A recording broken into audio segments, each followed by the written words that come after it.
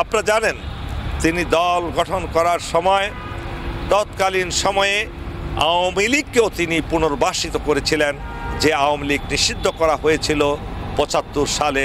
স্বয়ং এর প্রতিষ্ঠাতা শেখ মুজিবুর রহমান এটা নিষিদ্ধ করেছিলেন। বাংলাদেশের কিংবদন্তি নেতা, সামরিক নেতা তথা রাজনৈতিক নেতা শহীদ রাষ্ট্রপতি জেনারেল জিয়াউর রহমান কর্তৃক প্রতিষ্ঠিত হয়েছিল।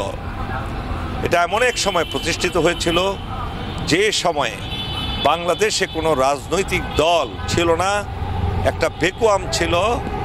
একটা ভ্যাকুয়ামের মধ্যে যখন বাকশাল পতিত হওয়ার পর, বাকশালকে উৎখাত হওয়ার পর এক নেতা এক দলের সেই স্লোগান ধ্বংস হওয়ার পর, সেই সময়ে একজন সামরিক ব্যক্তিত্বকে এই দেশের জনগণ রাজনীতির মাঠে টেনে নিয়ে এসেছিলেন দেশকে পরিচালনা করার জন্য। আর তিনি ছিলেন সেই নেতা শহীদ রাষ্ট্রপতি জিয়াউর রহমান। তিনি এমন একজন নেতা ছিলেন যিনি এদেশবাসীকে সকলকে ঐক্যবদ্ধ করার চেষ্টা করেছিলেন।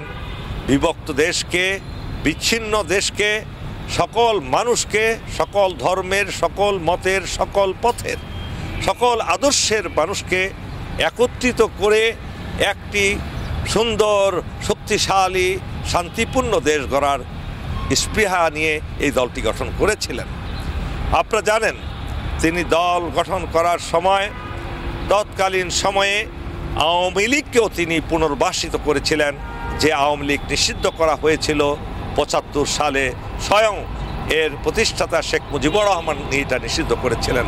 কিন্তু জিয়াউর রহমানের উদার নীতির কারণে তিনি সেই আওয়ামী লীগকেও পুনর্বাসিত করেছিলেন।